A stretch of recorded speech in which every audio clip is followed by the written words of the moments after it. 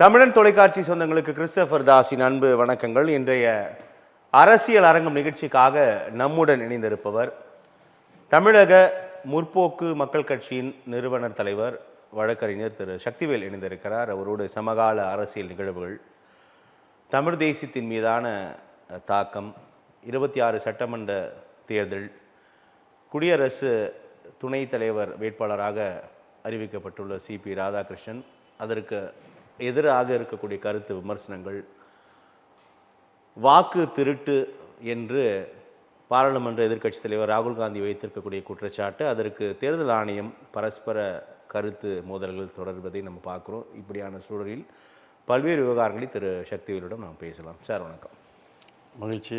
திரு Christopher நலமாக இருக்கீங்களா? தமிழ்நாடு முற்போக்கு மக்கள் கட்சி எப்படி சார் போயிட்டுருக்கு உங்களுடைய கட்சி பணிகள்லாம்? எங்களுடைய கட்சி பணி சிறப்பாக போயிட்டுருக்கு. சாமானிய மக்களுக்கான அதிகாரத்தை நோக்கிய ஒரு பயணத்தை நாங்கள் தொடர்ந்து மேற்கொண்டிருக்கிறதுனால, சாமானிய மக்கள் அதிகாரத்துக்கு வர வேண்டும் என்றால் அரசியல் எளிமைப்படுத்தப்பட வேண்டும் என்பதுதான் எங்களுடைய அடிப்படை. எளிமையான அரசியல் மூலமாக மட்டுமே சாமானியர்கள் அதிகாரத்துக்கு வர முடியும். அந்த வகையில் ஒரு எளிமையான அரசியல் பயணத்தில் சாமானிய மக்களுக்கான அதிகாரத்தை நோக்கிய இதில் நாங்கள் தொடர்ந்து செயல்பட்டு கொண்டு இருக்கிறோம். அரசியல் எளிமைப்படுத்தப்பட வேண்டும் சொல்கிறீங்க. ஆனால் அரசியல் அப்படின்னாலே ரொம்ப பிரம்மாண்டமாக இருப்பது தான் அரசியல் களத்தில் பார்க்க முடிகிறது. அரசியல் ரொம்ப காஸ்ட்லி ஆயிடுச்சு சார் இப்போது. உண்மை, நீங்கள் சொல்கிறது உண்மை. அரசியல் கொள்கைகளை புறந்தள்ளிவிட்டு, மக்களுடைய நலனும் புறந்தள்ளிவிட்டு அரசியல் செய்வதற்கு பல பேர் முனையக்கூடிய காரணத்தினாலையும், ஒரு கொள்கையற்ற குடும்ப அரசியல், வாரிசு அரசியல், இத்தகைய ஒரு சுயநல அரசியல்கள் பெருகும்போது அங்கே எளிமையான அரசியலுக்கு வாய்ப்பு என்பது இருக்க முடியாது. இந்த பதவி மட்டுமே அரசியல் என்கிற ஒரு அடிப்படையில் அரசியல் காய்கள் நகர்த்தப்படக்கூடிய சூழ்நிலையில் எப்பயுமே உறுதியாக அங்கே எளிமையான ஒரு அரசியல் அந்த இடத்துல இருந்துச்சுன்னா அது சரியாக இருக்காது, அவங்களுக்கு ஏற்புடையாக இருக்காது. இப்போ குடும்ப அரசியலாக இருந்தாலும், வாரிசு அரசியல், பதவிக்கான ஒரு அரசியல், இந்த மாதிரி அடிப்படையில் நீங்கள் பார்த்தீங்கன்னா அவர்கள் எப்படியாவது தங்களுடைய குடும்பத்தை முன்னிலைப்படுத்த வேண்டும், தங்களுடைய பதவியை அடைய வேண்டும், ஆட்சியை பிடிக்க வேண்டும் என்பதுதான் ஒரு அடிப்படையாக இருக்கும்போது அவர்கள் எந்த நிலைக்கும் செல்வதற்கு தயாராக இருக்கிறார்கள். எனவே அவர்கள் கொள்கைகள், கோட்பாடுகள், சித்தாந்தங்கள் எல்லாத்தையும் புறந்தள்ளிவிட்டு தங்களை முன்னிலைப்படுத்துவதற்காக, தாங்கள் குடும்பத்தை முன்னிலைப்படுத்துவதற்காக, அல்லது அந்த கட்சியினுடைய தலைமையை முன்னிலைப்படுத்துவதற்காக செலவழிக்க வேண்டிய சூழ்நிலை ஏற்பட்டிருக்கக்கூடியது. அதனுடைய விளைவாகத்தான் இன்றைக்கு அரசியல் என்பது எளிமையற்ற முறையில் பணக்காரர்கள் என்று சொல்வதை விட பணம் விளையாடக்கூடிய ஒரு இடமாக இன்றைக்கு அரசியல் மாறி இருக்கிறது. ஒரு சாதாரண ஒரு அரசியல் பொதுக்கூட்டத்திற்கு கூட இன்றைக்கு ஆட்களை திரட்டி தான் நீங்கள் கூட்டம் நடத்த வேண்டிய சூழ்நிலை எல்லா கட்சிகளுக்கும் ஏற்பட்டிருக்கிறது தான் ஒரு வேதனையான சூழ்நிலை. இப்போ இதுதான் இப்போ எளிமைப்படுத்தப்படாத கொள்கையற்ற அந்த அரசியலினுடைய இறுதி நிலைப்பாடு இதுதான். இதற்காக அரசியல் இப்படி தான் இருக்கும் அப்படின்னு நம்ம உறுதியாக சொல்ல முடியாது. அது அரசியலில் சில பேர் அரசியலை இந்த மாதிரி நிலையில் வைத்து கொண்டிருந்தால், கொள்கைகள், கோட்பாடுகள், சித்தாந்தங்களுக்கு வேலை இல்லாமல் சாதாரண மக்கள் மேலே வருவதற்கு வாய்ப்பு இல்லாமல் தாங்களே தொடர்ந்து அரசியல், தாங்களோ தங்கள் குடும்பத்தையோ தங்கள் சார்ந்தவர்களையோ அரசியல் என்பது நீடித்து நிலைத்து வைத்திருக்க முடியும் என்ற அடிப்படையில் அவங்க செயல்படக்கூடிய காரணத்தினால அவர்களுடைய போக்கு என்பது இத்தகைய ஒரு பணத்தை வைத்து அல்லது மனித அந்த எண்ணிக்கைகளை வைத்து அவர்கள் செயல்படக்கூடிய காரணத்தினால இந்த சூழ்நிலை ஏற்பட்டிருக்கிறது. இதில் அது சில பேருடைய போக்கு. இப்படி தான் அரசியல் நம்ம செய்தால் இது நமக்கு ஏற்புடையது என்று அவர்கள் எண்ணி செய்கிறார்கள். ஆனால் அரசியல் அப்படி தான் இருக்கும் என்றால் கிடையாது. சாதாரண மக்கள், எளிமையான மக்கள், சாமானியர்கள் ஒருங்கிணைந்து ஒரு கொள்கை அடிப்படையிலோ அல்லது கோட்பாடு அடிப்படையிலோ தங்களுடைய எதிர்காலத்தினுடைய அடிப்படையிலோ அவர்களெல்லாம் நம்பிக்கையாக ஒருங்கிணைந்து செயல்படும் போது உறுதியாக இந்த பணம் அரசியல் என்பது கவிழ்க்கப்படும் உறுதியாக. அதனால் உறுதியான செயல்பாடு வாய்ப்பு இருக்கிறதா என்றால் இருக்கிறது. பணம் இன்றைக்கு ஒரு சாதாரண ஒரு சட்டமன்ற உறுப்பினருக்கு நீங்கள் போட்டி போடுறதா இருந்தாலும் வேட்பாளராக நிறுத்தி ஒரு போட்டு போனால் 12 கோடி 15 கோடி தேவைப்படுகிறது. கவுன்சிலர் நின்னாலே கவுன்சிலருக்கு 1 கோடி ரூபாய் கண்டிப்பாக 1 கோடி ரூபாய் உறுதியாக தேவைப்படுகிறது. ஏனென்றால் கூட்டத்திற்கு ஆள், நீங்கள் பிரச்சாரம் செய்வதற்காக நீங்கள் அழைத்து செல்வதற்காக வரக்கூடியவர்களுக்கும் பணம், வாக்குக்கும் பணம், இப்படி 3 வகையில் பணம் வந்து கொடுக்கப்படக்கூடிய காரணத்தினால பண அரசியல் வந்து மிக மிக சாமானிய மக்களுக்கு எட்டாத கனியாக மாறிவிட்டது. நீங்கள் குறிப்பிட்டது போல் ஒரு ஒரு பிரதான கட்சி, முதன்மையான கட்சி என்று சொல்லக்கூடிய கட்சியில் ஒரு வட்ட செயலாளர் ஆவதற்கே நீங்கள் அரசு பணிகளை விட்டுருங்க, கவுன்சிலரை விட்டுருங்க, சட்டமன்ற உறுப்பினர், பாராளுமன்ற உறுப்பினர், ஒரு கவுன்சிலர், ஒரு நகராட்சியினுடைய மாநகராட்சியினுடைய கவுன்சிலர் உறுப்பினர் ஆவதற்கு கூட கிட்டத்தட்ட 1 கோடி ரூபாய் செலவழிக்க வேண்டியிருக்கு. நான் என்ன சொல்கிறேன், அதெல்லாம் கூட பரவாயில்லை. அந்த கட்சியினுடைய முதன்மையான கட்சிகள் என்று சொல்லக்கூடிய அந்த கட்சிகளினுடைய வட்ட செயலாளர் ஆவதற்கே நீங்கள் உங்களுக்கு மாதத்துக்கு நீங்கள் வந்து கிட்டத்தட்ட ஒரு லட்ச ரூபா செலவழிச்சா தான் இருக்க முடியும். அந்த மாதிரி சூழ்நிலை. ஏன்னா ஒரு தலைவர் வருகிறார், தலைவருடைய பிறந்த நாளில் வருகிறது, பல தலைவர்கள் இருக்கிறாங்க ஒரு கட்சிக்கு, எல்லாருக்கும் பிறந்த நாளுக்கு சோறுவட்டி அடிக்க வேண்டியிருக்கு. இப்படி எல்லாத்தையும் கொஞ்சம் கொஞ்சமாக கணக்கு பண்ணி பார்த்தீங்கன்னா 1 லட்ச ரூபா வந்துடும். ஒரு கூட்டத்துக்கு நீங்கள் வந்து 100 பேர் அழைச்சிட்டு போக குறைந்தபட்சம். எனவே அரசியல் என்பது வந்து சாதாரண மனிதர்களுக்கு, சாமானிய மக்களுக்கு எட்டாக்கனியாக மாறிக்கொண்டிருக்கிறது. இது வந்து ஜனநாயகத்துக்கு எதிரான ஒரு நிலைப்பாடு. ஆனால் ஜனநாயகத்துக்கு எதிரான நிலைப்பாடாக இருக்கக்கூடியனால அதுதான் நிதர்சனம், அதுதான் உண்மைன்னு சொல்ல முடியாது. மாறுவதற்கான வாய்ப்புகள் இருக்கிறது. அதுக்கு முயற்சிகள் எங்களை போன்றவர்கள் வந்து இப்போ இந்தியாவில் பிற மாநிலங்களில் ஒப்பிடும் பொழுது அல்லது உலகிற்கே பாதை வகுத்து தந்த இனம் நம் தமிழினம். தமிழ்நாடு ஒரு தனித்துவமான நாடு. தமிழ்நாடு பெயரிலே நாடு வைத்திருக்கக்கூடிய ஒரு மாநிலம். அப்போது மற்ற மாநிலங்களிலிருந்து அரசியல் எல்லா விஷயங்களையுமே இங்கே ஒரு வேறுபாடோட தான் நம்மளுடைய செயல்பாடுகள் இருப்பதை நம்ம பார்க்குறோம். தமிழக அரசியல் களத்தில் நீங்கள் குறிப்பிடக்கூடிய கொள்கை கோட்பாடெல்லாம் கடந்து ரொம்ப தூரம் வந்துட்டோமா சார் நம்ம? அதாவது அந்த மாதிரி ஒரு மாய தோற்றம் தரப்படுகிறது. அதாவது மக்கள் வந்து தெளிவாக தான் இருக்கிறாங்க. பெரும்பான்மையான மக்கள் வந்து அவர்களுடைய நிலைப்பாடுகளில் தெளிவாக தான் இருக்கிறாங்க. தெளிவாக இருக்கிறாங்க நீங்கள் சொல்கிறீங்களா? என்னுடைய கேள்வி என்பதும் அந்த தெளிவுக்கு பின்னால் நீங்கள் குறிப்பிடக்கூடிய அந்த கொள்கை கோட்பாடெல்லாம் உணர்ந்து தான் இருக்காங்களா? அந்த கொள்கை கோட்பாடை உள்வாங்குகிறார்களா? உறுதியாக அவர்கள் உணர்ந்து தான் இருக்கிறாங்க. அதில் எந்த விதமான மாற்று கருத்தும் தேவை கிடையாது. ஆனால் என்னென்ன தேர்தல் நேரங்களில் வந்து எதிரொலிக்கவில்லை, அது உண்மை. ஏன் தேர்தல் நேரங்களில் எதிரொலிக்கவில்லை என்றால், கொள்கைகள் கோட்பாடுகளின் அடிப்படையில் தாங்களையோ தங்களுடைய கட்சியோ முன்னிலைப்படுத்தி போட்டியிடக்கூடியவர்கள் வெற்றி பெறுவதற்கான வாய்ப்புகள் என்பது குறைவாக இருக்கிறது. ரொம்ப மிக மிக குறைவாக இருக்கக்கூடிய காரணத்தினால அதை நோக்கிய பயணத்தை செல்பவர்கள் கூட சரி நம்ம இதுக்கு போய் வீணாக போயிடும், நம்மளுடைய வாக்கு வெற்றி பெறுவதற்கு போடுவோம் அப்படிங்கிற நிலைக்கு தள்ளப்பட்டு அவர்களாகவே மாறி இவர்களை புறக்கணிக்கக்கூடிய சூழ்நிலை தேர்தல் நடக்கிறது. ஆனால் அதற்காக மக்களுக்கு வந்து இப்போ வந்து வேறு வாய்ப்பு இல்லை.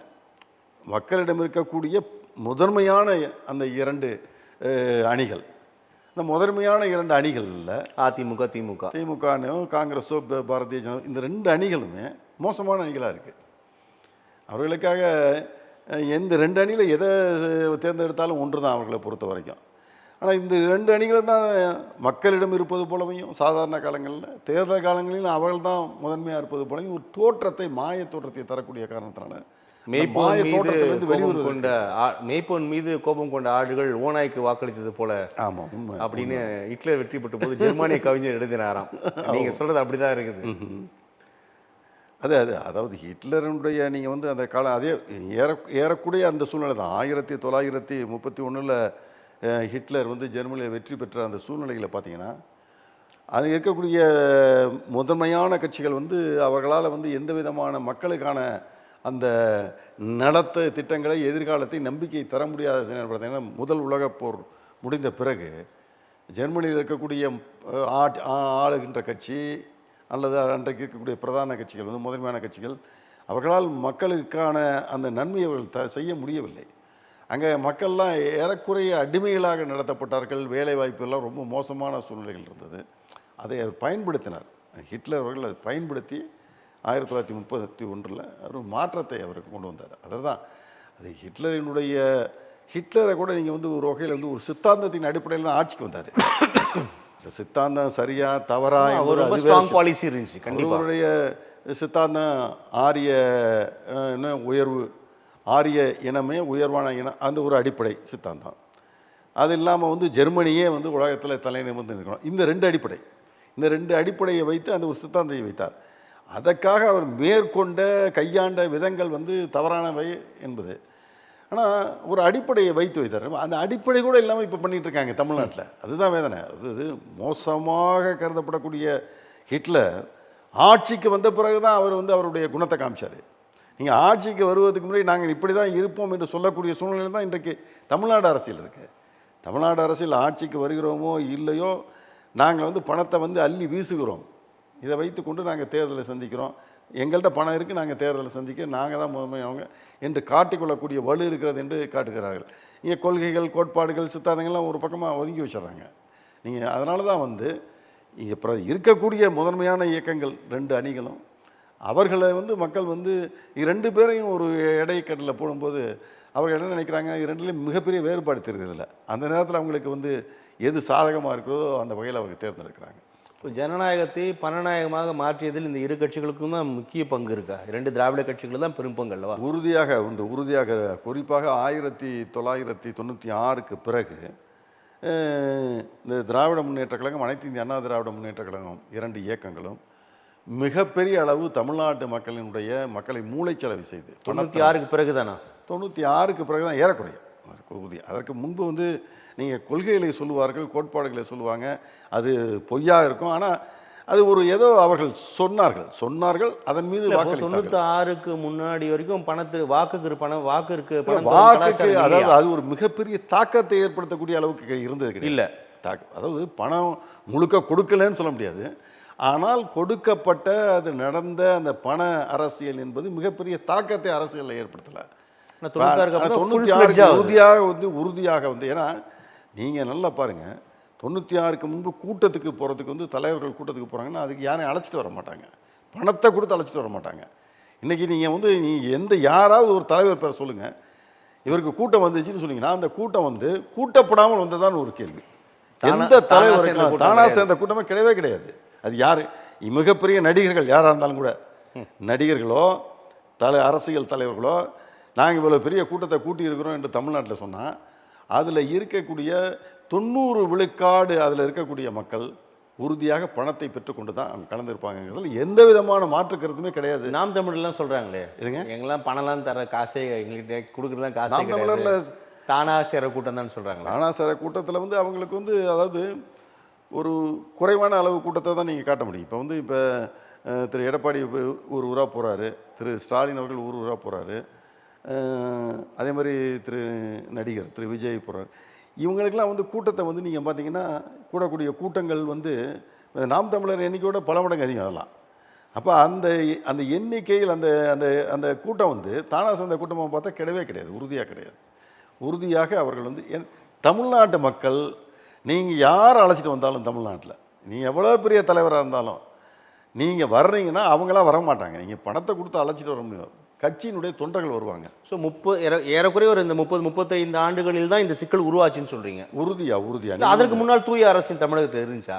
தூய அரசியல்னு சொல்ல முடியாது, இல்லை கொள்கை கோட்பாடு செயல்பட்டார்கள் அப்படின்னு சொல்கிறீங்க. கொள்கை கோட்பாடுகளை பேசினார்கள், அந்த பேச்சுவார்த்தை இருந்து அது ஒரு நீங்கள் குறிப்பிடக்கூடிய அந்த காலகட்டத்தில் கட்சி தானே ஒன்று அதிமுக திமுக தான் இருந்துச்சு. அப்போ அவங்க அந்த கொள்கை கோட்பாடு இருந்தாங்கன்னு புரிஞ்சுக்கலாமான்னு கேட்குறேன். அவர்களாக ஏற்றுக்கொண்டிருக்கக்கூடிய சில கொள்கைகளை திட்டங்களை அவர்கள் பேசினார்கள். அந்த கொள்கைகளை அது சரியாக தவறான போல அவர்கள் ஏற்றுக்கொண்ட அல்லது எடுத்து வைத்த அந்த கொள்கைகள் செயல் திட்டங்களை அவர்கள் எடுத்து வைத்து கருத்துக்களை அவர் சொன்னதில் அதில் ஒன்றும் மாற்றம்லாம் கிடையாது. அதன் அடிப்படையில் வந்து மக்களை சந்தித்தார்கள். அப்போ மக்களை வந்து சந்திப்பதற்காக மக்களை அழைத்து வருவதற்கு அவர்கள் பணம் எதுவும் கூலியெல்லாம் தரல. மாறியது பிறகு எப்படின்னா கொள்கை கோட்பாடு திட்டங்கள்லாம் வந்து அவர்கள் வந்து வலுவிழந்து போய் பேசாமல் நிறுத்திட்டு தாங்களுடைய சிந்தனை என்பது எதிர்கால சிந்தனை நம்பிக்கை என்பது எப்படி ஆட்சிக்கு வருவது, குடும்ப அரசியலை கொண்டு வருவது, இந்த ஒரு 2 அடிப்படையில் மட்டுமே செயல்படக்கூடிய காரணத்தினால தான் மாறி போயிடுச்சு முழுக்க. ஸோ அது வந்து அது அப்படியே தொடர்ந்துகிட்டே இருக்குன்னு சொல்கிறீங்க. உறுதியாக தொடர்ந்துக்கிட்டு இருக்கு. இன்றைக்கு வரைக்கும் இன்னும் கூர்மை அடைஞ்சிருக்குன்னு புரிஞ்சுக்கிறீங்க. அது கூர்மை அடைந்திருக்கு. அது வந்து இன்னும் வந்து பக்குவப்படுத்தப்பட்டு அது வந்து அறிவியல் பூர்வமாக மாற்றப்பட்டிருக்கிறது. இப்போ அதாவது பணம் கொடுக்குறாங்களா இல்லையான்னு தெரியாமல் பணம் கொடுக்கக்கூடிய முறைகள் கையாளப்படுகின்றன. அதாவது பணத்தை எப்படி வந்து பகிர்ந்தளிப்பது. இப்போ தேர்தலில் முன்னாடி காலத்துலலாம் நீங்கள் பகிர்ந்தளிப்பது, தேர்தலுக்கு பணம் கொடுத்து பகிர்ந்தளிப்பது வந்து பல பேருக்கு தெரியும். இப்போ நீங்கள் கண்டே பிடிக்க முடியாது, அவ்வளவு வேகமாக வந்து பணத்தை வந்து கொடுக்குறாங்க, விநியோகிக்கிறாங்க. அதே மாதிரி நீங்கள் வந்து கூட்டத்துக்கு அழைச்சிட்டு வரவங்களுக்கெல்லாம் பணத்தை விநியோகிக்கிறது என்பது மிக மிக வேகமாக நடைபெறக்கூடிய ஒன்று செயலாக இருக்கிறது தமிழ்நாட்டில். இதெல்லாம் அறிவியல் பூர்வமான முறையில் மாற்றி அமைக்கப்பட்டு மற்றவர்கள் கண்டுபிடிக்க இயலாத அளவுக்கு இன்றைக்கு இதெல்லாம் நடந்துகிட்டு இருக்கு. அதுதான். ஸோ இப்போ இவ்வாறான நெருக்கடியான காலகட்டத்தில் தமிழ்நாடு முற்போக்கு மக்கள் கட்சி போன்ற கட்சிகள் என்ன செய்ய போகிறீங்க? ஜனநாயகத்தில் எப்பயுமே மக்கள் ஆட்சியில் நம்பிக்கை தான் அடிப்படை. மிகப்பெரிய கொடுங்கோலர்கள்லாம் ஆட்சி செய்திருக்கான். இப்போ எதிர்மறையாக அந்த கருத்தை நான் முன்வைக்கல. இல்லை, நான் வரவேற்று தான் சொல்கிறேன். இல்லை, நீங்களே இவ்வளோ பட்டியல் போட்டீங்க. அப்போ ரொம்ப ஒரு நெருக்கடியான காலகட்டத்தில் இல்லை கொள்கை கோட்பாடெல்லாம் பேசுகிறீங்களே நான் கேட்குறேன். அதான் 35 ஆண்டுகளாக நம்ம பார்க்கறது கொடுங்கோலர்கள் ஆட்சி கிடையாது, அரசியலை கொச்சைப்படுத்தியவர்களுடைய ஆட்சி தான். ஆனால் கொடுங்கோலர்கள் இருந்த காலம்லாம் இருந்திருக்கு வரலாற்றில். அது இப்போ அந்த காலத்திலையும் கூட மக்கள் தங்களுடைய உரிமைகளுக்காக போராடினார்கள் என்று நம்ம மறந்துடக்கூடாது. உதாரணம் ஹிட்லர் நீங்கள் என்ன தான் மிகப்பெரிய கொடுங்கோலர் மாறிய பிறகு மிகப்பெரிய அளவு அங்கே போராட்டங்கள் வெடித்தது ஜெர்மனியில். அதேமாரி ஃப்ரான்ஸில் அங்கேயும் வெடிச்சிச்சு. அதேமாதிரி இட்டாலியில் எல்லா ஊர்லேயும் நீங்கள் பார்த்தீங்கன்னா எங்கெங்கெல்லாம் கொடுங்கோலர்கள் இவர்களை விட மோசமானவர்கள். அவர்களே எதிர்த்து மக்கள் மக்களாட்சிக்காக ஜனநாயகத்துக்காக போராடியதெல்லாம் ஒன்று இருக்கு. எனவே போராடக்கூடியவர்கள் தொடர்ந்து இருந்துக்கிட்டு தான் இருப்பாங்க. அதே மாதிரி இப்பொழுது இத்தகைய சூழ்நிலை இருந்தாலும் கூட, ஒரு மோசமான சூழ்நிலை இருந்தாலும் கூட, அப்பொழுது கூட பெரும்பான்மையான மக்களினுடைய நம்பிக்கைக்காக நம்ம வேலை செய்ய வேண்டிய கடமை இருக்கிறது என்று உண்மையிலேயே எண்ணக்கூடியவர்கள் தொடர்ந்து செயல்படுவார்கள். அந்த வகையில் தான் தமிழக முற்போக்கு மக்கள் கட்சியும் எளிமையான அரசியலுக்காக எங்களுடைய கொள்கைகளை எளிமையான முறையில் நாங்கள் செயல்பட்டு ஒவ்வொரு தேர்தலின் போதும் பிரதானமாக முன்வைக்கின்ற குற்றச்சாட்டு அல்லது விமர்சனம் என்பது அந்த தேர்தல் வாக்குறுதிகள் பற்றி இருக்கும். நீங்கள் இப்போ பார்த்துருப்பீங்க, பெரிய பயணத்தில் இருக்கீங்க. 2006 இப்போ நம்ம தேர்தலை நோக்கி போகிறோம். 26 சட்டமன்ற தேர்தலை நோக்கி போகும்போது மீண்டும் தேர்தல் வாக்குறுதிகள் முதன்மைப்படுத்தப்பட்டு அதன் மீது விமர்சனங்கள் தொடர்கிறது. குறிப்பாக திமுக மேலே எப்படி பார்க்குறீங்க இந்த தேர்தல் வாக்குறுதிகளை? இப்போ திராவிட முன்னேற்ற கழகம் 2021 வைத்திருக்கக்கூடிய தேர்தல் அந்த அறிக்கை அதுதான் நம்ம எடுத்து பார்க்கணும். அந்த தேர்தல் அறிக்கையில் நிறைவேற்றப்படக்கூடிய திட்டங்கள் என்று அவர்கள் நினைத்து சொன்னதாக பெரும்பான்மையான 500க்கு மேற்பட்ட திட்டங்களை சொல்லியிருக்காங்க. அதில் பெரும்பான்மையாக நிறைவேறலை. அவர்களே இந்த தேர்தல் அறிக்கையில் தங்களால் நிறைவேற்ற முடியாது என்று எண்ணக்கூடிய திட்டங்களையெல்லாம் அவங்க அதில் சேர்த்து வச்சுருந்தாங்க. அது மக்களை ஏமாற்றுவதற்காக. தேர்தல் அறிக்கை என்பது மக்களை ஏமாற்றுவதற்கான அறிக்கை இல்லை. இந்த அறிக்கையின் அடிப்படையில் தான் நாங்கள் தேர்தலை சந்திக்க போகிறோம் அப்படின்னு அவங்க பேசலை. அறிக்கை என்பதை விட வாக்குறுதி என்னால் தரக்கூடியதை செய்யக்கூடியதை தானே நான் வாக்குறுதியாக தர முடியும். உறுதியாக அளித்திருக்கணும். அதாவது அவர்கள் அளித்திருக்கக்கூடிய வாக்குறுதியை வைத்து இது ஏற்றுக்கொள்ளக்கூடியதா செயல்படுத்தக்கூடியதா என்பது ஆராயக்கூடிய ஒரு தன்மை தேர்தலுக்கு முன்பு இல்லாத சூழ்நிலை இருக்கக்கூடிய காரணத்தினால இன்றைக்கு இருக்கக்கூடிய தேர்தல் காலகட்ட அரசியல் சூழ்நிலைகள் அல்லது ஊடகங்களும் அதை சில இடங்களில் செய்கிறாங்க.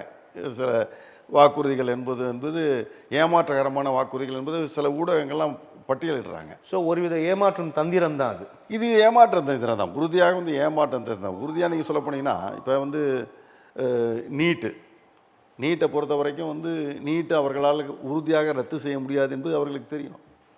திராவிட முன்னேற்ற கழகத்துக்கு ஆட்சிக்கு வருவதற்கு முன்பே நீட்டை ரத்து செய்ய முடியாது என்பது தெரியும். தெரிந்த கூட நாங்கள் நீட்டை வந்தால் ரத்து செய்வோம் என்று சொன்னார்கள். இப்போ அவங்க அரசு ஊழியர்களுக்கு அவர்கள் பழைய ஓய்வூதிய திட்டத்தை நாங்கள் கொண்டு வருவோம் என்று சொன்னார்கள். இப்போ நீங்கள் சென்னை மாநகராட்சியில் இப்போ அவர்கள் என்ன சொன்னாங்க, ஒரு வாக்குறுதி கொடுத்தாங்க. வேலை செய்யக்கூடிய தொழிலாளர்கள், தூய்மை பணியாளர்கள் விட்டுங்க, நாங்கள் தனியார் மயமாக்கத்தை எதிர்க்கிறோம் என்று சொன்னார்கள். இப்போ இது எல்லாம் நீங்கள் பார்த்தீங்கன்னா தனியார் மயத்தை ஆதரிக்கக்கூடிய சூழ்நிலை இருக்கிறது.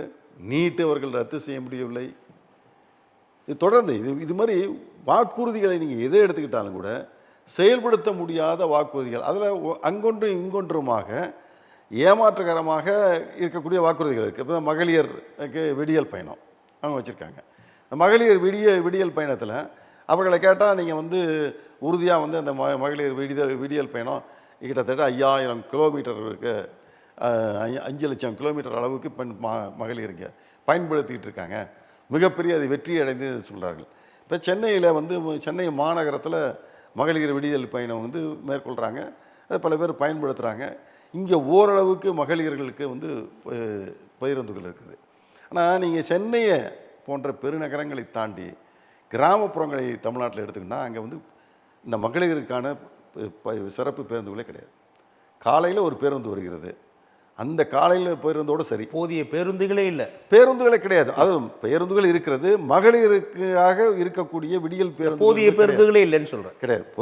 பொதுவாக பேருந்துகள் குறைவாக இருக்குது. அதுலேயும் மகளிர் செல்வதற்கான பேருந்துகள் வந்து குறைவாக இருக்கக்கூடிய காரணத்தினால அந்த தமிழ்நாட்டில் மாநகரங்களை தவிர பிற இடங்களில் இருக்கக்கூடிய மகளிர்கள் கூட பெண்கள் கூட இதை முழுமையாக பயன்படுத்தி கொள்கிறார்களா என்றால் இல்லை என்று தான் நம்ம சொல்லணும். இது ஒரு உதாரணம். தேர்தல் வாக்குறுதி என்பது அனைவருக்குமானதாக இருக்க வேண்டும், ஆனால் அப்படி இல்லைன்னு சொல்ல வரீங்க. தேர்தல் வாக்குறுதி அனைவருக்காக இருக்கிறதோ இல்லையோ செயல்படுத்தக்கூடிய ஒன்றாக இருக்கணும். செயல்படுத்தக்கூடிய ஒன்றாக அவர்கள் ஏதாவது அவங்க செஞ்சுருக்காங்கன்னு பார்த்தீங்கன்னா கிடையாது. இன்றைக்கு தமிழ்நாட்டில் மிகப்பெரிய அளவு வேலைவாய்ப்பற்ற தன்மை இருக்குது. மிகப்பெரிய அளவு 1 கோடி பேருக்கு மேலே இன்றைக்கு படித்த இளைஞர்கள் இன்றைக்கு தமிழ்நாட்டில் வேலையிட்டு இருக்கிறார்கள். தமிழகத்தில் இருக்கக்கூடிய பிரதான துறை அப்படின்றீங்கன்னா நீங்கள் வேளாண்மை துறை தான் பிரதான துறை. வேளாண்மை தான் முதன்மையானது. இன்றைக்கு ஏறக்குறைய 65 விழுக்காடு மக்கள் கிராமங்களில் இருக்காங்க. 65 விழுக்காடு மக்கள் வேளாண்மை துறையை தான் நம்பியிருக்கிறாங்க. ஆனால் நம்ம அடைந்திருக்கக்கூடிய வளர்ச்சி, தமிழகத்தினுடைய வளர்ச்சி என்பது நீங்கள் எதுலன்னு பார்த்தீங்கன்னா தொழில்துறையில் இருக்குது, சேவைத்துறையில் இருக்குது. தொழில்துறையோட சேவைத்துறையில் தான் அதிகமாக இருக்கிறது. இப்போ சேவைத்துறையிலையும் தொழில்துறையிலையும் இருக்கக்கூடியவர்களுடைய எண்ணிக்கை அங்கே அதிகமான அளவு வந்து முதலீடுகள் செய்யப்பட்டு தொழில்நுட்பம் வந்து அங்கே மிகப்பெரிய அளவில் பயன்படுத்தக்கூடிய காரணத்தினால அங்கே வேலை பார்ப்புகளுடைய எண்ணிக்கை மிக மிக குறைவு. படித்த இளைஞர்களுக்கு கூட தொழில்நுட்ப இந்த பொறியியல் படித்தவர்களே கூட குறிப்பிட்ட அளவு தான் அங்கே வேலை பார்க்குறாங்க. அவங்க ரொம்ப பேர் வேலை பார்க்க முடியல அவங்க. அப்போ பெரும்பான்மையாக இருக்கக்கூடிய 65 விழுக்காடு மக்கள் வேளாண்மையை நம்பி இருக்கக்கூடிய காலகட்டத்தில் அந்த வேளாண்மை துறையை மேம்படுத்துவதற்கான எந்த வாய்ப்பும் இல்லாத சூழ்நிலையில் சேவைத்துறையிலையும் தொழில்துறையிலையும் இருக்கக்கூடியவற்றை வைத்துக்கொண்டு தமிழ்நாட்டினுடைய தனிநபர் வருமானம் உயர்ந்து விட்டது என்று சொல்லுகிறார்கள். இப்போ தமிழ்நாட்டினுடைய தனிநபர் வருமானம் இவங்களுடைய கணக்குப்படி ஒருவருக்கு ஆண்டுக்கு 2,58,000 ரூபாய்க்கு மேலே வருகிறது ஆண்டுக்கு. இப்போ தமிழ்நாட்டில் இருக்கக்கூடிய எல்லாரும் இது மாதிரி ஆண்டுக்கு 2,58,000 ரூபா பெறுகிறார்களா என்பது கேள்விதான். இப்போ நீங்கள் தனிநபர் வருமானம் தொடர்பாக இந்தியாவில் தமிழகம் முதன்மையாக இருக்கிறது, அந்த துறையில் வெற்றி பெற்றிருக்கிறோம், இந்த துறையில் வெற்றி பெற்றிருக்கிறோம் அப்படின்னு தம்மட்டம் அடித்துக் கொள்வதை நம்ம பார்க்குறோம். ஆனால் அந்த வெற்று விளம்பரம், வெற்று கூச்சல் என்பது வேறு, உண்மை நிலவரம் என்பது வேறாக இருக்குன்னு சொல்கிறீங்க. உறுதியாக ஏன்னா நீங்கள் அதிகபட்சமாக நீங்கள் வந்து நான் சொல்கிறத வந்து வேறு மாதிரி பாருங்கள்.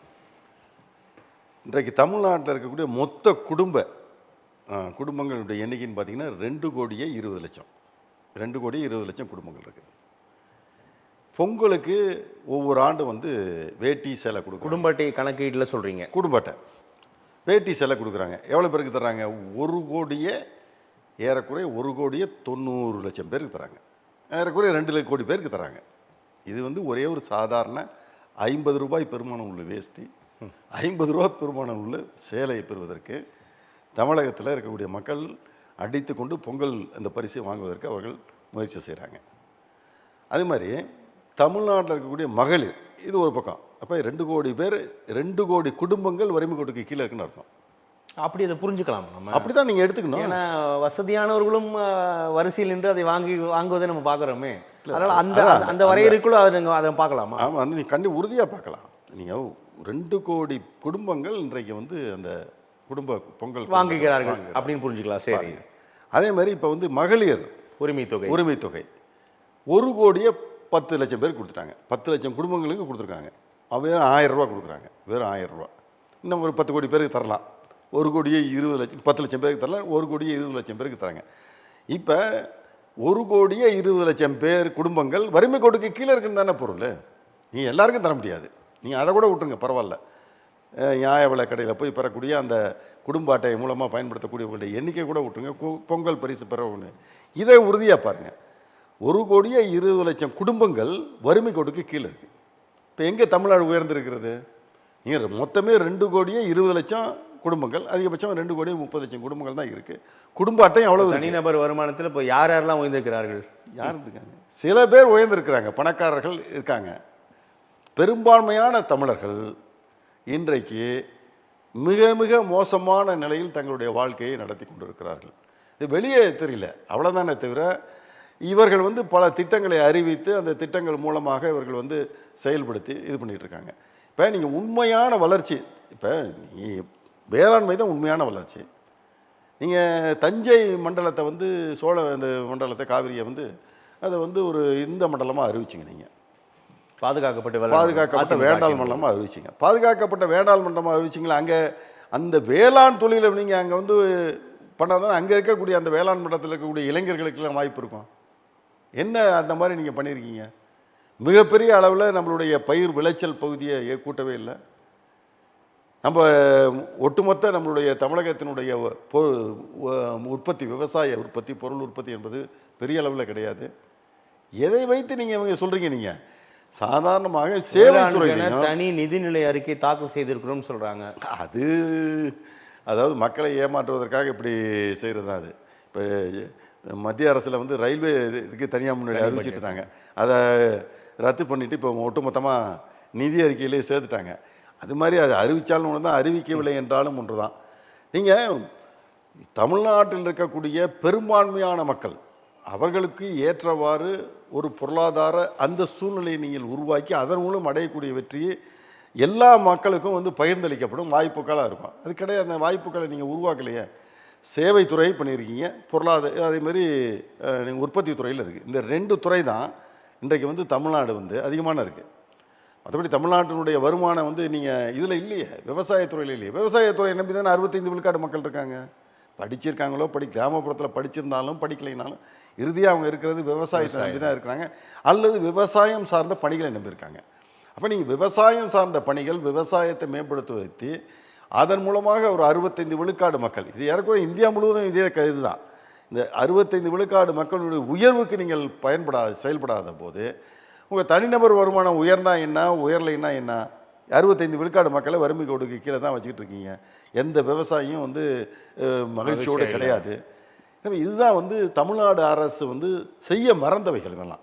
அவங்க வந்து இந்த பேருக்கு வந்து நாங்கள் வந்து 500க்கு மேற்பட்ட தேர்தல் வாக்குறுதிகளை அளித்திருக்கிறோம். இப்போ திருப்பியும் உட்காந்து எழுதுவாங்க. செய்ய மறந்தவைன்னு கவனமாக அந்த வார்த்தையை குறிப்பிட்றீங்க. அது மறக்கக்கூடியதா?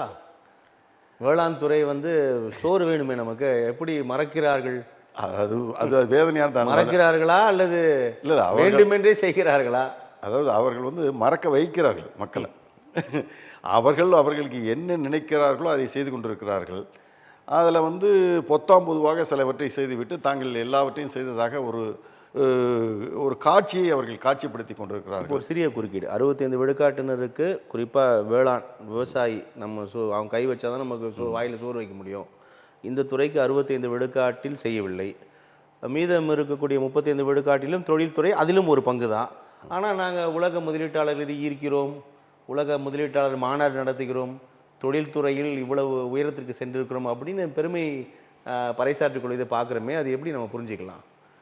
இது வந்து இது ஏதோ திராவிட முன்னேற்ற கழக ஆட்சி, அதிமுகனுடைய ஆட்சினாலாம் கிடையாது. தமிழர்களை எடுத்துக்கொண்டாலே அதை நீங்கள் வந்து ஒரு 100 ஆண்டுகளுக்கு முன்பு இருக்கக்கூடிய பொருளாதார அந்த வரலாறுகளை எடுத்து பார்த்தாலே, அல்லது அரசினுடைய புள்ளிகள் எடுத்து பார்த்தாலே உங்களுக்கு தெளிவாக தெரியும். தமிழர்கள் என்பவர்கள் வந்து 1911 வந்து மேம்பட்ட ஒரு பொருளாதார வளர்ச்சி அடைகிறார்கள். அது திமுக செழிப்பானவர்கள் தான், செழிப்பாளர்கள். நீங்கள் பார்த்தீங்கன்னா 1911 அன்றைக்கு இருக்க சென்னை மாகாணத்தினுடைய ஒரு புள்ளி விவரம் அதை வெளியே சொல்கிறது. 1911 அன்றைக்கு இருந்த சென்னை மாகாணத்தில் இருக்கக்கூடிய தமிழ் பகுதிகளில் ஏற்பட்டிருக்கக்கூடிய நகரமயமாக்கல் என்பது இந்தியாவிலே எந்த மாநிலத்திலும் மாகாணத்திலும் பகுதியிலும் இல்லாத அளவுக்கு பெரும்பான்மையானது நகரமயமாக்கப்பட்ட பகுதியாக இருக்கிறது. இப்போ 1911 1921 அதாவது ஜனநாயகபூர்வமான ஆட்சி முறையில் ஏற்படுவதற்கு முன்பாகவே தொழில்துறையில் மிகப்பெரிய புரட்சிகள் ஏற்பட்டு விட்டது தமிழ்நாட்டில். கோவையெல்லாம் வந்து அப்பொழுது தான் உருவாக்கப்பட்டது. எனவே இந்த வளர்ச்சிக்கும் இப்பொழுது இருக்கக்கூடிய வளர்ச்சி என்பது தமிழர்கள் தங்களிடம் கொண்டிருக்கக்கூடிய இயல்பான அந்த நம்பிக்கை, அந்த உத்வேகத்தின் அடிப்படையில் ஏற்பட்டிருக்கக்கூடியது தொடர்ந்து இருக்கிறது. இது ஏதோ வந்து காங்கிரஸ் ஆட்சி விடுதலை பெற்ற பிறகு வந்தது அல்லது அதிமுக ஆட்சி திமுக ஆட்சி என்று சொல்லுவது என்பது ஒரு காலம் ஏற்றுக்கொள்ள முடியாது.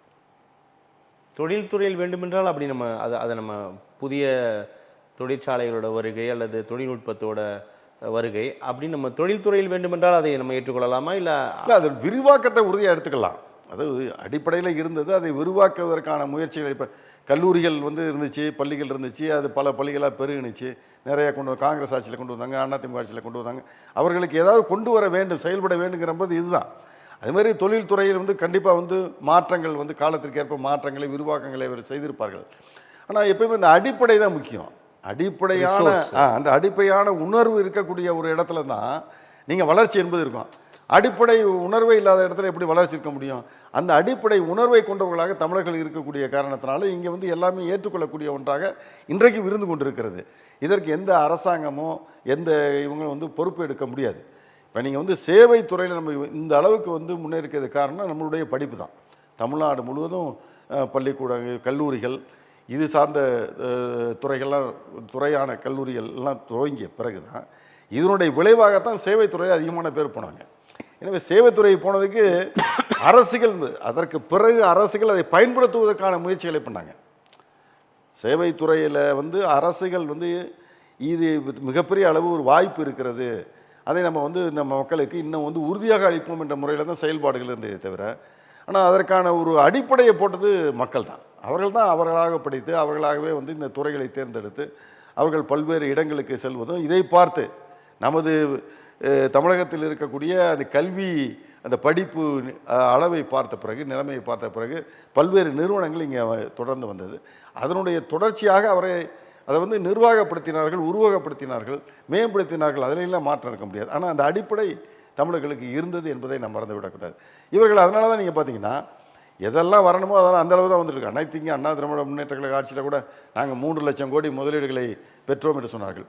உறுதியாக கடைசியில் பார்த்தீங்கன்னா 1 லட்சம் முதலீடோடு கிடையாது, 1 லட்சம் கோடி முதலீடோடு கிடையாது. அதே போல் இப்போ திராவிட முன்னேற்ற கழகம் நாங்கள் பல்வேறு முதலீடுகளை ஈர்க்கிறோம் என்று சொல்கிறார்கள். ஒரு முதலீடும் வரல. என்ன வரக்கூடிய முதலீடுகள் எல்லாம் பார்த்தீங்கன்னா சேவைத்துறையை சார்ந்தது தான் இருக்குது. உறுதியாக நம்ம மக்களுக்கு வேலை வாய்ப்பை உருவாக்கி அவர்களுக்கான ஒரு மேம்பாட்டை, எதிர்காலத்தை, நிச்சயத்தன்மையை கொடுக்கக்கூடிய ஒரு முதலீடுகளை செய்கிறார்கள் என்று கிடையாது. இந்த வட மாநிலங்களை பார்த்து ஒப்பிட்டு பேசுவதை நம்ம எப்படி புரிஞ்சுக்கலாம்? உத்தரப்பிரதேசத்தை பார்த்தீர்களா, பீகாரை பார்த்தீர்களா, ஆனால் தமிழகம் இவ்வளோ வளமாக இருக்கிறது என்று அந்த அந்த ஒப்பீடு நம்ம எப்படி புரிஞ்சுக்கலாம்? இல்லை, அது அவர்களுக்கு அது ஏற்புடையாக இருக்கிறார்கள், அந்த எப்படி செய்கிறார்கள். ஆனால் அந்த ஒப்பீடு தவறான ஒப்பீடு. அவர்கள் யாரோடு ஒப்பிட வேண்டும்? மகாராஷ்டிரத்தோடு ஒப்பிட வேண்டும், கர்நாடகாவோடு ஒப்பிட வேண்டும், குஜராத்தோடு ஒப்பிட வேண்டும். இப்போ இந்த 3 வந்து வெளிநாட்டு முதலீடுகளை ஈர்ப்பதில் தமிழகத்தை விட அதிகமாக இருக்காங்க. தமிழகத்தை விட மிகப்பெரிய அளவில் தொடர்ந்து வந்து மகாராஷ்டிரா, கர்நாடகா, குஜராத் 3மே மிகப்பெரிய அளவில் தமிழகத்தை விட பன்மடங்கு அதிகமாக, 2 மடங்கு அதிகமாக முதலீடுகளை அவர்கள் ஈர்த்து கொண்டு இருக்கிறார்கள். இப்போ உத்தரப்பிரதேசம், பீகார் போன்றவைகள்லாம் வந்து ஈர்க்கிறதுக்கான வாய்ப்புகள் இல்லை. அவங்க முயற்சிகள் செய்கிறாங்க. அதை வந்து நீங்கள் வந்து பெருசாக எடுத்துக்க முடியாது. நம்மை விட மேலே இருப்பவங்கள தான் பார்க்கணும் தவிர நம்ம கீழே இருக்கவங்கள கூட்டிகிட்டு காமிச்சு ஏன் பாருங்கள் நாங்கள் உத்தரப்பிரதேசத்தை பாருங்கள் நாங்கள் இதுக்குன்னு சொல்லுவது என்பது ஏற்றுக்கொள்ள முடியாத ஒன்று. நம்ம மேலே யார் இருக்காங்க? நமக்கு மேலே 3 பேர் இருக்காங்களே. கர்நாடகா இருக்குது, ஆந்திரா கூட ஏறக்குறைய நம்ம கூட நெருங்கி வரக்கூடிய ஒன்று தான், ஆனால் அந்த அளவுக்கு இல்லை. ஆனால் கர்நாடகா, மகாராஷ்டிரா, குஜராத் 3 உறுதியாக தமிழகத்தை விட மிகப்பெரிய அளவில் வந்து வெளிநாட்டு முதலீடுகளை ஈர்ப்பதில் அவர்கள் வந்து முன்னணியில் இருக்கிறார்கள். அதில் எந்த சந்தேகமும் கிடையாது, தொடர்ச்சியாக. எனவே அவர்களோடு ஒப்பிட்டு தான் வந்து திராவிட முன்னேற்ற கழக ஆட்சியோ அல்லது அனைத்து இந்திய அண்ணா திராவிட முன்னேற்ற கழக ஆட்சியோ அவர்களோடு ஒப்பிட்டு எங்கள் முதலீடு அவர்களோடு அதிகமாக நாங்கள் பெற்றிருக்கிறோம், தமிழ்நாட்டிலே இந்தியாவிலே முதன்மையான அளவு முதலீடுகளை பெற்றுக்கிறோம் சொன்னால் சரி கிடையாது. நீங்கள் ஒன்றுமே இல்லாத ஒரு உத்தரப்பிரதேசத்தை எடுத்துக்கிட்டு அதோடு வந்து நீங்கள் வந்து ஒப்பீடு செய்வது என்பது ஏற்புடையது ஒன்றாக. தமிழகத்தில் மற்றொரு வாதம் தொடர்ச்சியாக வைக்கப்பட்டு வருவதை நம்ம பார்க்குறோம். குறிப்பாக மாநில உரிமைகளுக்காக மத்திய அரசிடமிருந்து இன்னமும் கையேந்தி இருக்கக்கூடிய நிலையில் தான் நம்ம இருக்கிறோம், போராடி பெற வேண்டிய நிலையில் தான் இருக்கும் அப்படின்னு தொடர்ச்சியாக அது அதிமுகவோ திமுகவோ இந்த நொடி வரை அது தொடர்ந்து கொண்டு இருப்பதை நம்ம பார்க்குறோம். எப்படி புரிஞ்சுக்கலாம்? இது மக்களை வந்து அவர்கள் ஏமாற்றுவதற்காக சொல்லக்கூடிய ஒன்றாக தான் பார்க்கணும். ஏமாற்றுக்காக சொல்லக்கூடிய ஒன்றாக தான் பார்க்க வேண்டும். ஏனென்றால் இந்தியாவில் இருக்கக்கூடிய நிதியை பகிர்ந்தளிப்பது என்பது இந்த சில அடிப்படை விதிகளை வந்து இப்போ இந்த பாரதிய ஜனதா கட்சி ஆட்சியில் இல்லை, காங்கிரஸ் ஆட்சியில் ஏற்படுத்தியிருக்கிறார்கள். அந்த அடிப்படை விதை காங்கிரசினுடைய மன்மோகன் சிங்கினுடைய ஆட்சியில் தான் இதெல்லாம் அந்த அடிப்படை விதிகளையெல்லாம் அவர்கள் உருவாக்க. முன்னாடி வந்து குழு இருந்துச்சு. அந்த திட்டக்குழுக்கு பிறகு வந்து அவங்க வந்து அந்த திட்டக்குழுவில் எப்படியெல்லாம் வந்து பகிர்ந்தளிக்க வேண்டும் என்ற ஒரு அடிப்படை விதிகளை உருவாக்குறார்கள். அதில் அவர்கள் எடுத்துக்கொண்டிருக்கக்கூடிய வளர்ச்சியும் எடுத்துக்கிட்டு இருக்காங்க, மக்கள் தொகையும் வச்சுக்கிட்டு இருக்காங்க. இப்போ இந்த வளர்ச்சி மக்கள் தொகை இது ரெண்டையுமே வைத்து கொண்டு தான் அவர்கள் முடிவு செய்கிறார்கள். இது ஒரு தவறான முடிவு. இந்த முடிவு இந்த அடிப்படையை முடிவை மக்களுக்கு நிதியை பகிர்ந்தளிப்பதில்லை, இந்த முடிவு இல்லை. அது மாதிரி இந்த பேரிடர் மேலாண்மை நிதியை கூட எப்படி பகிர்ந்தளிக்க வேண்டும்ங்கிற அதே விதி தான் இருக்கிறது. இப்போ இந்த விதியை பகிர்ந்தளிப்பதில் மக்கள் தொகை ஒரு அடிப்படையாக இருக்க வேண்டும் அப்படின்னு முடிவு செய்தது யார்? காங்கிரஸ் ஆட்சியில் திராவிட முன்னேற்ற கழகம் இணைந்து ஏற்படுத்திய காங்கிரஸ் கூட்டணி ஆட்சியில் தான் இந்த முடிவை செய்தார்கள். அப்போயே அவங்க செஞ்சுருக்கணும்ல, இந்த முடிவை மாற்ற வேண்டும் சொல்லியிருக்க வேண்டுமா? குறைந்தபட்சம் வந்து இப்போ அனைத்து இந்திய அண்ணா திராவிட முன்னேற்ற கழகம் அவர்கள் வந்து அடிப்படையில் எதை மாற்றம் செய்ய வேண்டுமோ அதை பற்றி பேசுவது கிடையாது. இப்போ அடிப்படையில் நீங்கள் வந்து இந்த நிதியை பகிர்ந்தளிக்கக்கூடிய வகையில் வந்து மக்கள் தொகையை அடிப்படையாக வைத்துக்கொள்ளக்கூடாது என்பதை உறுதியாக சொல்லணும். அவர்கள் உறுதியாக சொல்லவே இல்லை. அதே மாதிரி இந்த பேரிடர் மேலாண்மை நிதி காலத்தில் யாருக்கெல்லாம் பேரிடர் மேலாண்மை நிதி வழங்கப்பட வேண்டும் என்பதை திட்டமிட்டு சொன்னது கூட 2005-06 வந்து காங்கிரஸ் இயக்கம் தான். 2003 திரு வாஜ்பாய் அவர்களுடைய ஆட்சியில் கொண்டு வந்தாங்க. அதற்கு பிறகு 2008 அவங்க செஞ்சாங்க. அவர்கள்லாம் ஒன்றுமே, அதாவது குறிப்பிட்டு சொல்ல மிகப்பெரிய ஒரு பேரிடர் நீங்கள் பார்த்தீங்கன்னா சுனாமி அதில் வருமா என்னான்னு கூட சந்தேகம் கூட உண்டாகிடுச்சு. அதில் இப்படி அவங்க மிகப்பெரிய ஒரு பேய் மழை வந்துச்சுன்னா அதை வந்து அதில் சேர்க்க முடியாதுன்னு தான் சொல்கிறாங்க அவங்க. இதெல்லாம் தவறான இது இந்த அடிப்படைகளை மாற்றுவதற்காக திராவிட முன்னேற்ற கழகமும் அனைத்து இந்திய அண்ணா திராவிட முன்னேற்ற கழகமும் முயற்சி செய்வதே கிடையாது. முயற்சி செய்யாமல் அவங்க வந்து எதிர்க்கட்சியாக இருக்கும்போது மத்தியில் எதிர்க்கட்சியாக இருக்கும்போது இங்கே ஆளுங்கட்சியாக இருக்கும்போது தங்களுக்கு சாதகமாக அதை பயன்படுத்தி கொண்டிருக்கிறார்கள். இப்போ திராவிட முன்னேற்ற கழகம் ஆட்சியில் இருக்கிறது. எனவே அவர் சொல்கிறார்கள் சரியாக நிதியை ஒதுக்குவது கிடையாது என்று மத்திய அரசை. குறிப்பாக உங்களுக்கு தெரியும், இப்போ அந்த மும்மொழி கொள்கையை ஏற்க மறுத்ததனால் தமிழகத்திற்கான கல்விக்கான நிதியை தர மறுக்கிறார்கள். 2161 கோடி என்னமோ முன்ன பின்ன இருக்கலாம், அதை தர மறுக்கிறார்கள் அப்படின்றத வாதம் தான் தமிழக சார்பில் தொடர்ந்து முன்வைக்கப்படுது. ஸோ மாநில உரிமைகளை இவ்வாறு முன்வைக்கிறார்கள். தற்போது எப்படி பார்க்கலாம்? திராவிட முன்னேற்ற கழகம் இது வந்து தன்னுடைய எல்லா விதமான செயல்பாடுகளையும் தங்களை காப்பாற்றிக் கொள்வதற்கும் தேர்தல் கால பயணத்தில் செல்வதற்கும் ஒரு பயணமாக தான் அவருக்கு மேற்கொண்டிருக்கிறார்கள். இப்போ அந்த மத்திய அரசினுடைய அந்த சிக்ஷா நிதியை பெறுவதில் கூட அவர்கள் முதல்ல வந்து நாங்கள் ஏற்றுக்கொள்கிறோம் என்று சொல்லிவிட்டார்கள். அதற்கு பிறகு வந்து அதில் இருக்கக்கூடிய சிக்கல்களை உணர்ந்த பிறகு அதை ஏற்றுக்கொள்ளவில்லை என்று அவர்கள் சொல்கிறார்கள். அப்படி ஒரு அடிப்படை விதியை வந்து மாற்றுவதற்கான முயற்சியை அவங்க செய்யணும் நான் சொல்கிறேன். அந்த அடிப்படை விதியை மாற்றுவதற்கான முயற்சி செய்யணும். தமிழகத்தில் போது அதை செய்யலைன்னு சொல்கிறீங்க. அவர்கள் ஆட்சிக்கு வந்த பிறகு இப்போ வந்து அவங்க பயன்படுத்துறதுக்கு அவங்க பண்ணிட்டாங்க. இப்போ 2011 வரைக்கும் அவங்க வந்து 14 வரைக்கும் ஆட்சியில் இருந்தபோது இதெல்லாம் செய்திருக்கலாம். அவங்க இல்லை நிதிகளை அளிக்கும் போது இந்த மாதிரி எதுவும் கட்டாயப்படுத்தக்கூடாது. மத்திய அரசினுடைய நிதியை பகிர்ந்தளிக்கும் போது மாநில அரசுகள் கட்டாயப்படுத்தக்கூடாது. எல்லா மாநில அரசுகளுக்கும் சமமான அளவில் பகிர்ந்தளிக்கப்பட வேண்டும். அவர்களுடைய தேவைக்கு ஏற்ப பகிர்ந்தளிக்கப்பட வேண்டும். அதில் வந்து மக்கள் தொகை என்பது ஒரு அடிப்படை காரணியாக இருக்கக்கூடாது என்பதை அவர்கள் அப்பயே சொல்லியிருக்கணும். நீங்கள் எப்போ செய்ய வேண்டுமோ அப்போல்லாம் செய்ய விட்டுட்டு இப்போ வந்து அவர்கள் வந்து இப்போ வந்து திராவிட முன்னேற்ற கழகம் என்ன சொல்லி கொண்டிருக்கிறார்கள்? நான் உறுதியாக கல்வியை வந்து பொது பட்டியலில் இருந்து எடுத்து விட்டு அது மாநில பட்டியலுக்கு கொண்டு வரணும். நாங்கள் ஆட்சிக்கு வந்தால் நாங்கள் கொண்டு வருவோம். 1975 நடந்தது. அதற்கு பிறகு திராவிட முன்னேற்ற கழகம் 1989 ஆட்சியில் இருந்துச்சு. அதற்கு பிறகு 1999 தொடர்ச்சியாக 2014 வரைக்கும் இருந்துச்சு. திரு வாஜ்பாய் அரசில் இருந்தாங்க, திரு மன்மோகன் சிங் அரசில் இருந்தாங்க. அப்பொழுது கூட்டணியில் வலுவாக இருந்தார்கள். அவர்கள் இல்லாமல் கூட்டணியே இல்லை, ஆட்சியே இல்லை. 2004 9 வரைக்கும் பார்த்தீங்கன்னா திராவிட முன்னேற்ற கழகம் இல்லாமல் கூட்டணியே கிடையாது. ஆனால் அவங்க வந்து பேசவே இல்லையே. அதாவது அப்போது நினைத்திருந்தால் சாதித்திருக்க முடியும். உறுதியாக இந்த கல்வியை வந்து மாநில பட்டியலில் மாற்றிருக்க முடியும், உறுதியாக கொண்டிருக்கலாம். ஏன் கொண்டு செல்லவில்லை? அப்போ எந்த முயற்சியும் செய்யாது. ஏன் பேசலை? அதாவது எப்பொழுது பேச வேண்டுமோ அப்பொழுது வந்து தங்களுடைய சுயநலத்தை முன்வைக்கிறார்கள். அப்போ பேசுறது கிடையாது. இது தொடர்ச்சியானது. இது 1-2 இல்லை. நீங்கள் வந்து கச்சேரிவை கத்தாரை வார்த்தது, ஈழத்தமிழர்களுக்கான அந்த போரை நிறுத்துவதில் 2009 அவர்கள் நினைத்திருந்தால், திராவிட முன்னேற்ற கழகம் நினைத்திருந்தால் போரை நிறுத்தி இருக்கலாம். நீங்கள் ஈழத்தில் நடைபெறக்கூடிய இந்த போரை நிறுத்தவில்லை என்றால் நாங்கள் உங்களுக்கு அளித்து வரக்கூடிய ஆதரவை திரும்ப பெறுவோம் என்று திராவிட முன்னேற்ற கழகம் அழுத்தம் கொடுத்திருந்தால் உறுதியாக அங்கே 2009 1.5 லட்சம் தமிழர்கள் கொல்லப்பட்டிருக்க மாட்டார்கள். அதுக்கு காரணம் வந்து திராவிட முன்னேற்ற கழகம் வந்து அதை வந்து ஏற்றுக்கொண்டிருக்கிறது. செயல்பாடுகளை வந்து மத்தியில் எப்படி இருந்தாலும் அவங்க மேலே பழிய போட்டுருவோம், நம்ம வந்து எதிர்க்கட்சியாக இருக்கும்போது அதை பயன்படுத்துவதாக செய்து கொள்வோம். கடிதம் மேலே கடிதம் எழுதுகிறாங்க. ஆனால் கடிதம் மேலே தொடர்ந்து கடிதம் எழுதுகிறாங்க. பின்னால் வந்து எடுத்து சொல்வதற்கு வசதியாக இருக்கும் என்ற அடிப்படையில் பாருங்கள், நாங்கள் கடிதம் எழுதிட்டு இருக்கோம் கட்சித்துவ மீண்டும் பெறுவதற்கு, நீட்டு தேர்வை ரத்து செய்வதற்கு, தமிழர்களை வந்து தமிழ்நாட்டு தமிழர்களை வந்து இலங்கை அரசு வந்து கைது செய்வது, மீனவர்களை கைது செய்வது என்பதிலிருந்து தடுத்து கடிதம் மாதிரி கடிதம் எழுதிக்கிட்டே இருக்கிறாங்க. பின்னால் இந்த கடிதத்தை காமிச்சு நாங்கள் இதெல்லாம் செஞ்சிட்டோம் காமிக்கிறதுக்காக மக்களை ஏமாற்றுவதற்கான செயல்பாடுகள் தான் இருக்க தவிர, தாங்கள் ஆட்சியில் இருக்கும்போது இதெல்லாம் செய்திருக்கலாம். மாநில சுய ஆட்சியை அவர்கள் நினைத்திருந்தால் உறுதியாக தாங்கள் மத்தியில் ஆட்சியில் இருக்கும்போது செய்திருக்கலாம். செய்யலை அவங்க. அதே போல் தான் அனைத்து இந்திய அண்ணா திராவிட முன்னேற்றங்களும் சற்றும் அதில் விதிவிலக்கு கிடையாது. இப்போ திரு வாஜ்பாய் அவர்கள் முதல் 1998 ஆட்சியில் வரும்போது இவங்க தான் அடிப்படையில் இருந்தாங்க. இவங்க உறுதியாக இல்லை எங்களுக்கு இந்த கல்வியை வந்து பொதுப்பட்டியலில் வந்து மாநில பட்டியலுக்கு கொண்டு வாங்க, மாநிலத்துக்கான அதிகாரங்களை அழியுங்க, மாநிலத்துக்கான நிதிகளை பகிர்ந்தெடுக்கும் போது மக்கள் தொகையை அடிப்படையாக வைத்துக் கொள்ளார்கள், எங்களுக்கு தேவையான இது கொடுங்க, எங்களுக்கான மாநில உரிமைகள் பேசியிருக்கலாம். பேசவே இல்லை. அவங்க பேசுனது என்ன, அன்றைக்கு இருந்த திராவிட முன்னேற்ற கழக ஆட்சியை கலைங்க அப்படின்னு அவங்க வச்சு. எனவே இவர்களுடைய போக்கு சிந்தனை என்பது அனைத்து இந்திய அதிமுக, திராவிட முன்னேற்ற கழகம் என்பது தங்களை சார்ந்து, தங்களுடைய நலனை சார்ந்து, தங்கள் குடும்பம், தங்களை சார்ந்திருப்பவர்கள், தங்களுடைய கட்சி, ஆட்சி, பதவி, இது அளவிலே தான் இருக்கிறதே தவிர அதை மீறிய ஒரு சிந்தனையை அவர்கள் செய்யாத காரணத்தினால தான் தொடர்ந்து தமிழர்கள் மத்திய அரசினால் வஞ்சிக்கப்படக்கூடிய ஒரு தோற்றம் இன்றைக்கு எழுந்து கொண்டிருக்கிறது. இரண்டு கட்சிகளையும் மாறி மாறி பார்த்து சலித்து விட்டார்கள் தமிழக மக்கள் அப்படின்னு புதிதாக தமிழக வெற்றி கழகம் ஒன்று உள்ளே வருகிறது.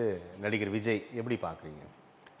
நான் வந்து நடிகர் திரு விஜய் அவர்களுடைய தமிழக வெற்றி கழகத்தை வந்து வேறுபட்டு பார்க்க இயலவில்லை. ஏன்னா மிகப்பெரிய அளவு கொள்கை, கோட்பாடுகள், சித்தாந்தங்கள் எல்லாம் வந்து வெளியே தெரியாத சூழ்நிலையில் ஒரு தன்னுடைய திரைப்பட கவர்ச்சியை மட்டுமே முன்வைத்து ஒரு அரசியல் பயணத்தை அவர் மேற்கொண்டிருக்கிறார். அதில் வந்து தமிழக மக்கள் திரைப்பட கவர்ச்சிகளுக்கு அவர்கள் தொடர்ந்து ஆதரவு அளிப்பார்களா, இல்லை ஆதரவு அளித்தார்கள் என்று திரு எம்ஜிஆர், செல்வி ஜெயலலிதா போன்றவர்களை அடையாளம் காண்பித்து சொன்னாலும் கூட அது ஏற்றுக்கொள்ளக்கூடிய ஒன்று கிடையாது என்பதுதான் என்னுடைய கருத்து. ஏனென்றால் திரு எம்ஜிஆர் அவர்களை பொறுத்தவரை அவர் புதிதாக எந்த இயக்கத்தையும் தொடங்கலை. திராவிட முன்னேற்ற கழகத்தை சரியாக உடைத்தார், இரண்டாக உடைத்தார். எனவே இரண்டாக உடைத்ததன் காரணமாக மேலிருந்து கீழ் வரை, கிராமம் வரை அவருடைய அமைப்புகள் இருப்பதற்கான வாய்ப்புகள் இருந்துச்சு. எனவே அந்த வகையில் தான் அவர் வந்து மிகப்பெரிய அளவில் ஒரு வெற்றி அடைவதற்கு ஒரு வாய்ப்பாக இருந்தது. செல்வி ஜெயலலிதா அவர்களை பொறுத்தவரை அவரும் அதே மாதிரி இருந்த இயக்கத்தை தான் தலைமைப்பட்டாங்க. அவங்க புதிய இயக்கத்தை அவங்க யாருமே துவங்கலை. எனவே இவர்கள் இருவரும் மாறுபட்டவர்கள். இவர்களிலிருந்து திரு சிவாஜி கணேசன் நீங்கள் பாருங்கள், புதிய இயக்கத்தை ஆரம்பித்தார். அவர் வந்து காங்கிரஸில் இருந்தாலும் கூட காங்கிரஸை உடைக்கவில்லை. அவர் புதிய இயக்கத்தை தான் ஆரம்பித்தார், வெற்றி பெற முடியவில்லை, மிகப்பெரிய தோல்வியை தான் சந்தித்தார். திரு பாக்கியராஜ், உதாரணத்துக்கு ஒரு திரு சரத்குமார், இவங்கெல்லாம் நம்ம கண்ணுக்கு முன்னால் இருக்கக்கூடிய ஒரு இது மாதிரி பக்கத்து மாநிலத்தில் கூட நீங்கள் எடுத்துக்கிட்டிங்கன்னா இங்கே இவர் பவன் கல்யாண் இப்போ வந்து துணை முதலமைச்சராக இருக்கார். பவன் அவருடைய அண்ணன் திரு சிரஞ்சீவி அவர் மிகப்பெரிய திருப்பதியில் 30 லட்சம் பேர் கூடினார்கள். அவர் வந்து அவர் கட்சி ஆரம்பித்தப்போ 30 லட்சம் பேர் கூடினாங்க. மிகப்பெரிய இது ஆந்திராவில் அவர் தான் வந்து இனிமேல் மீண்டும் வந்து ஆட்சியில் இருப்பார், ஆட்சியை பிடிச்சிருவார்லாம் சொன்னாங்க. கடைசியில் மக்கள் காணாமல் போய்விட்டார். அதற்கு பிறகு பவன் கல்யாண் கூட தோல்வி அடைந்த பிறகு இன்றைக்கு கூட்டணியில் தான் அவர் வந்து வெற்றி அடைந்திருக்கிறார். பவன் கல்யாண் முதல் முறை தோல்வி பிறகு தான் இப்பொழுது வெற்றி அடைந்திருக்கிறார். எனவே இது நடிகர்களுக்கு தமிழக மக்கள் என்றைக்கும் ஏற்றுக்கொண்டதாக வரலாறுகள் கிடையாது. நாம் தமிழர் கட்சி 30 லட்சம் வாக்குகளை வாங்கியிருக்கிறது. அதே நாம் தமிழர் கட்சி அவங்களோட பர்ஃபார்மன்ஸ் எப்படி இருக்குன்னு பார்க்கலாம். நாம் தமிழர் கட்சி வந்து அவர்கள் வந்து அவரும் ஒரு நடிகராக தான் இருந்தார், திரைப்படத்துறை சார்ந்தவர், நடிகர் இயக்குனராக தான் இருந்தாலும் கூட அவர் திரைப்படத்துறையில் இருப்பதையும் நடிகரை முன்னிலைப்படுத்தாமல் தான் கொள்கை சார்ந்த அடிப்படையில் தமிழ் தேசியம், அது மாதிரி ஈழத்தமிழர்கள் போன்ற தமிழர்களுடைய உரிமைகள் போன்றவற்றை முன்னிலைப்படுத்தி அவர் அந்த அந்த அடிப்படையில் அவர் இருக்கக்கூடிய காரணத்தினால ஒரு வளர்ச்சி என்பது நம்ம வந்து பார்க்கக்கூடிய வாய்ப்பு இருக்கிறது. எனவே அந்த வளர்ச்சி என்பது அவருக்கு வந்து இயற்கையாக கொள்கை அடிப்படையில் நடைபெறும் போது அதற்கான வாய்ப்புகள் வந்து ஒவ்வொரு தேர்தலுக்கு பிறகும் ஒவ்வொரு காலகட்டத்திற்கு பிறகும் மாறும். அத்தகைய மாற்றம் நீங்கள் வந்து இந்த நடிகர்களுக்கு இருக்கிறதா என்று பார்த்தால் கிடையாது. உதாரணத்துக்கு நான் வந்து திரு விஜயகாந்த் 2006 வந்து அவர் கட்சி இயக்கத்தை ஆரம்பித்தார். 8.33 தனியாக நின்றார். 8.33 அதற்கு பிறகு நடந்த அந்த தேர்தலையும் 2009 பாராளுமன்ற தேர்தலையும் போட்டிக்கிட்டார். 2002 பாராளுமன்ற பொறுத்தவரை ஏறக்குறைய அதே 8.33 தான் வந்துச்சு. அதற்கு பிறகு கூட்டணி 2011 கூட்டணி. அதுக்கு பிறகு பார்த்திங்கன்னா மிகப்பெரிய சரிவு, 5-4க்கு கீழேலாம் போயிட்டார் அவர். அப்போ அவர்களுக்கு பொறுத்தவரை தமிழகத்தை பொறுத்தவரை நடிகர்களை தமிழ்நாட்டு மக்கள் ஏற்றுக்கொள்ளவில்லை. நடிகர்கள்ங்கிற அடிப்படையில் மட்டுமே வைத்து பார்க்கும்போது தமிழர்கள் ஒரு காலம் அவர்களை நடிகர்களாக பார்க்கும்போது அவர்களை ஏற்றுக்கொள்ளவில்லை. அவங்க வந்து அந்த திரைப்பட கவர்ச்சி என்பது இருக்கும், அதில் ஒன்றும் மாற்றம்லாம் இருக்காது. கூட்டங்கள் வரும், குறைந்த அளவு கூட்டம் வரும். ஆனால் நான் முன்பு சொன்னது போல் அது திரைப்பட நடிகரே இருந்தாலும் கூட நீங்கள் ஆள் வச்சு பணம் வச்சு அழைச்சிட்டு வந்தால் தான் வருவாங்க, இல்லைன்னா யாரும் வரவே மாட்டாங்க. அத்தகைய சூழ்நிலையில் தான் திரு விஜய் அவர்களுடைய தமிழக வெற்றி கழகத்தை நான் பார்க்கிறேன். அவர் வந்து மிகப்பெரிய அளவு தமிழகத்தினுடைய மூலை முடுக்கெல்லாம் பயணம் செய்து தன்னுடைய கொள்கைகளை சொல்லி ஏற்புடையதாக்கி இதற்கான காலம் என்பது வெகு தொலைவில் இருக்கிறது.